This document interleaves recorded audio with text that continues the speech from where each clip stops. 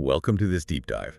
Usually when we talk about a medical diagnosis, there's this expectation of mechanical precision, right? Right, yeah, like it's black and white. Exactly. You break your arm, the x-ray shows a jagged white line, and the doctor just points at it. Broken or not broken, it's a visible, easily categorized reality. But step into the world of human biology, specifically how the brain processes subjective experience, and that x-ray machine becomes entirely useless. Yeah, how do you take an image of a perspective, Right. So today, we're looking at gratitude. And not as like a polite social script your parents forced you to memorize. We're looking at it as a biological intervention. We're unpacking a massive stack of sources today. Functional MRI studies, undergraduate neuroscience journals, research on pure altruism. All to explore how a simple concept fundamentally alters human biology. Yeah, because today we're learning something simple but incredibly powerful. We're looking empirically at the hard science of thankfulness, seeing how the mind literally shifts from survival to awareness, from tension to presence, and from, noise to clarity. Because what the literature reveals is that gratitude is not just a feeling. It's a profound shift in how the brain processes reality. Okay, so to understand how we change that processing, we really have to look at the baseline we're working against, right? If I just leave my brain on its default factory settings, what is it actually doing all day? Well, it is heavily, heavily biased towards stress and threat detection. Of course it is. Right. When the mind focuses on what is missing or what could go wrong, it activates this very ancient survival pathway driven primarily by the amygdala. The threat detection center. Exactly. Think of the amygdala as the brain's radar dish. It's constantly rotating, just scanning the horizon for danger, because its primary evolutionary job is to keep you alive, not to keep you happy. Okay, let's unpack this. So it's actively looking for problems. It's like a faulty smoke detector or a bad search engine that only returns doom-scrolling results. That's a great way to put it. Constantly scanning for lack. And when it perceives a threat, or even just a perceived lack of resources, it kicks off a chain reaction in the HPA axis. Remind me, that's the hypothalamic. The hypothalamic pituitary adrenal axis, yeah. Basically, it floods your system with cortisol. The stress hormone. Right. Your heart rate elevates, blood pulls away from your digestive tract, your muscles tense up.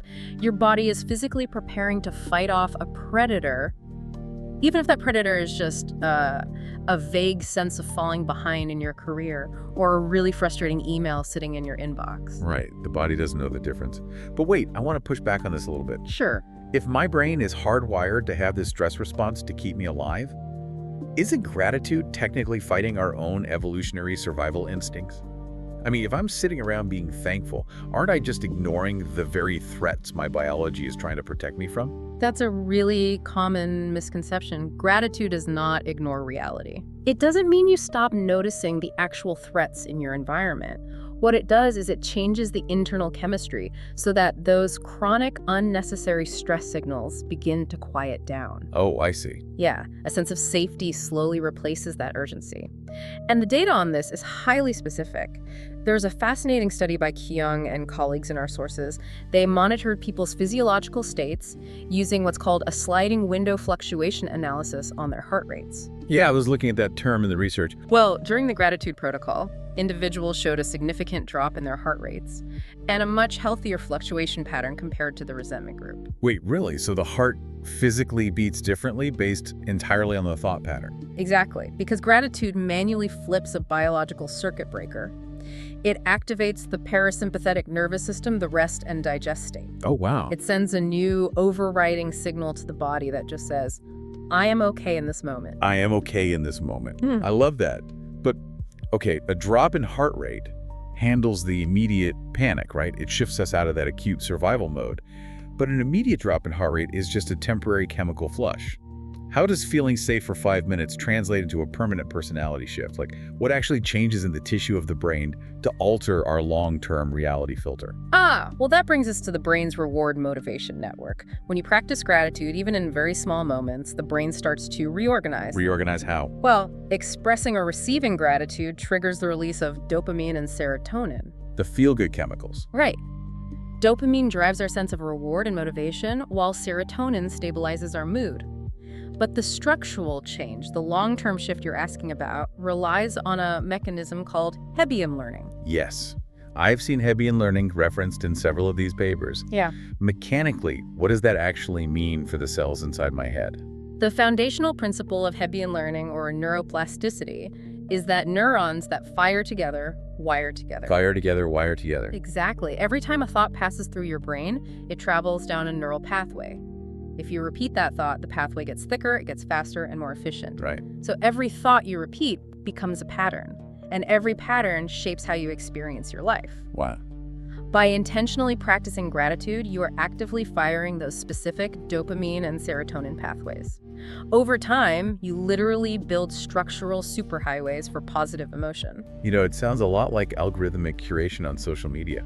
Oh, that's an interesting comparison. How so? Well, like if I click on 3 doom and gloom videos, the algorithm learns my preference and serves me 100 more, right? My feed becomes a really dark place. So if my amygdala is constantly focusing on threats, it's feeding my brain's algorithm more reasons to be stressed. Yes, precisely. So gratitude is essentially forcing the algorithm to rewrite my internal feed by intentionally clicking on positive content. That is a highly accurate way to visualize it, yeah. In fact, neuroscientist Alex Korb refers to this as the virtuous cycle. The virtuous cycle. Right, because the human brain has a strict attentional bottleneck. It simply cannot focus on positive and negative information at the exact same time with the same neural bandwidth. Oh, interesting. So it's an either-or situation. It's a zero-sum game for our attention filter. So by forcing the brain to process something positive, you are physically starving the negative pathways of the energy they need to fire. Exactly. And because of that dopamine reward we just talked about, the brain actually starts actively looking for more things to be grateful for. The brain learns that noticing good things yields a neurochemical reward, so it just automates the process of finding them. But I mean, at first the mind resists, right? You sit down to be grateful and your brain returns to old patterns, old thoughts, old reactions. Oh, absolutely. It fights back. Yeah, it demands you focus on the deadline tomorrow or the bill you have to pay. But with repetition, something changes. It's like today we're learning that positivity is not forced. It is trained. Yes. You aren't forcing yourself to be happy by thinking more. You're training your brain by noticing differently. Noticing differently, that's exactly it. And this internal reorganization, it doesn't just stay internal. When your reality filter changes, your external behavior toward the rest of the species changes right along with it. Okay, so if my internal algorithm is rewritten to look for the good, how does that affect the outside world? Well, evolutionary psychologist Sarah Alga proposed something called the find, remind, and bind theory. Find, remind, and bind. Okay, walk me through that. The core idea is that gratitude evolved specifically to solve the problem of human survival through cooperation. It helps you find people who are good for you, it reminds you of the value of your current relationships, and it binds you to those people through mutual appreciation. Right, because if I'm solitary, I don't survive. So gratitude is basically the biological glue that keeps the tribe together. If you share your food with me and I feel genuine gratitude, I build trust with you. Exactly. But the sources take this far deeper than just evolutionary theory. There's an fMRI study by Fox and colleagues that is just incredibly profound. They worked with Holocaust survivors. Wow. Okay. What did they do? They placed these subjects inside an fMRI scanner and asked them to imagine receiving life-saving help. We're talking about imagining strangers offering food or shelter during the Holocaust, arguably one of the darkest, most terrifying environments in human history. That is heavy. It is, and they measured the brain's response to that intense, profound gratitude. And the regions that showed massive activation were the ventromedial prefrontal cortex, or the VMPFC, and the anterior cingulate cortex, the ACC. Okay, hold on. Before we get lost in the alphabet soup of brain anatomy, what do those specific regions actually do? Like, why does it matter that the VMPFC and ACC lit up? Right, fair question. Those regions are the calculation centers for moral cognition, for subjective value, and for evaluating outcomes for others. Oh, wow. Yeah, the brain does not process gratitude the same way it processes, eating a piece of cake or winning a hand of poker. It processes it as a profound moral good. It connects our sense of personal reward directly to our social identity. Here's where it gets really interesting, because it's essentially expanding our identity to include the well-being of others. It's a muscle. And if we want to look at how far that expansion can go, we have to look at the Carnes study on pure altruism. Oh, the Carnes study is a brilliant piece of experimental design. They wanted to see if practicing gratitude could actively increase pure altruism. And just to clarify for everyone, in behavioral economics, Pure altruism is when you give up your own resources to help someone else, but you get absolutely zero benefit in return. Correct. No social credit, no reputation boost, no tax write-off. It is a passive, completely private transfer. Which begs the question, how do you even measure that in a laboratory setting without the subjects knowing they're being tested on their generosity? They got very clever with it. They took young women and randomly assigned them to either a gratitude journaling group or a neutral control journaling group for exactly 21 days, just 3 weeks. Okay. Before and after this period, they put them in a brain scanner. And while in the scanner, the women were subjected to 2 scenarios. In one, money was deposited directly into their own personal accounts. Nice. Right? In the other scenario, they watched money be mandatorily transferred away from them and given to a local food bank charity, sort of like a sudden tax. Oh man. Naturally, the brain's reward center would prefer keeping the money, I'd assume. Before the 3 weeks. Absolutely. The brain prefers personal gain. But the post-test results were staggering. The group that practiced gratitude journaling for just 21 days showed a significant structural shift in their ventromedial prefrontal cortex. Moral cognition center. Yes.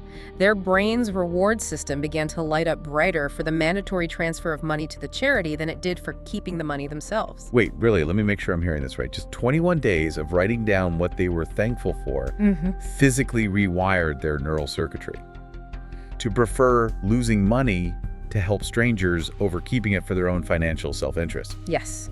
It completely overwrote their baseline biological selfishness. What's fascinating here is that gratitude actually primes the brain for peace. It counteracts the amygdala's threat priming, and it makes altruism intrinsically rewarding. That is unbelievable. Gratitude allows a different version of you to emerge, one that is more calm, more stable, and more in control. It allows you to observe without reacting, to feel without being overwhelmed, and to exist without constant pressure. It proves that altruism isn't just this rigid trait you're either born with or not. It is a highly trainable condition. But, okay, I want to talk about the friction of actually doing this. Because reading a study about a 21-day protocol is one thing, but if I'm listening to this deep dive on my commute right now, my life is chaotic. Right, everyone's is. Yeah, I have work, I have kids, I have a baseline level of modern anxiety. If the mechanism requires 3 weeks of journaling, I have to be honest, writing down 3 things I'm thankful for sounds way too simple to counteract years of chronic stress. That skepticism is incredibly common, and it's exactly why understanding the mechanism behind the protocols matters way more than the task itself. Okay, lay it on me. The sources outline a specific intervention known as the 3 good things exercise. At the end of the day, you write down 3 things that went well. But, and this is crucial, if you just list them like good coffee, nice weather, finish my work, it will not work. Oh, it won't. No. The crucial second step is identifying the causes of why those things went well. Oh, so I have to assign causality. I can't just say I had a good cup of coffee. I have to write, I had good coffee because my partner took the time to brew it for me before they left. Exactly. By identifying the cause, you are forcing the brain to externalize the source of the goodness. You are manually engaging that social find, remind, and bind circuitry we discussed earlier. Right. You are literally proving to your amygdala that you are not isolated and that your environment contains active support. It breaks the illusion of isolation. That makes so much sense. Now, what about the 4-week gratitude neuropractice mentioned in the literature? How does that differ? So that protocol combines physiological regulation with cognitive focus. It starts with breath-paced heart rate variability, or HRV practice. Getting breathing exercise? Yeah, engaging in slow, deliberate breathing to manually activate that parasympathetic rest and digest state. You force the physical body into a state of safety first. Then, once the body is physiologically calm, you journal about specific moments of support, times you felt backed up or helped by someone else. I see. You're pairing the physical state of safety with the mental image of connection. Yeah. Literally firing the parasympathetic nervous system at the exact same time you're firing the social memory, so they wire together. Exactly. Hebbian learning in action. And the literature heavily emphasizes that this is a process. It does not happen overnight, but you don't need hours of monastic meditation to see these structural changes. That's a relief. Yeah. Even the smallest things, a deliberate breath, a quiet moment, acknowledging a very small win. These are not small to the brain.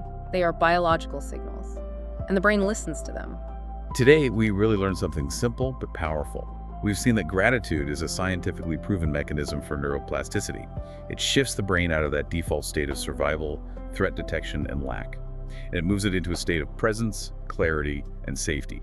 We saw how it physically lowers heart rates, shutting down the cortisol drips from the HPA axis. And we learned how it rewires the brain's reward pathways, using dopamine and serotonin to foster deep resilience, connection, and even pure altruism. It completely changes how you stand inside your own reality. So tonight, for anyone listening, you don't need to change everything. You don't need to completely overhaul your life. Just notice one thing that is already enough and stay with it a little longer than usual. Just let the feeling sit there for 10 extra seconds. Because that is where the shift begins. This raises an important question, though. We've reviewed the hard data showing how a few weeks of the simple practice can literally rewire an individual's brain to find more reward in helping others than in helping themselves. So if gratitude is this powerful on a cellular individual level, what would happen to the fabric of our society if entire communities began treating gratitude not as a polite gesture, but as a mandatory daily public health practice? Could the simple act of noticing differently be the ultimate cure for our collective anxiety and division? Wow. It makes you rethink everything. Notice differently today. Thanks for joining us on this deep dive.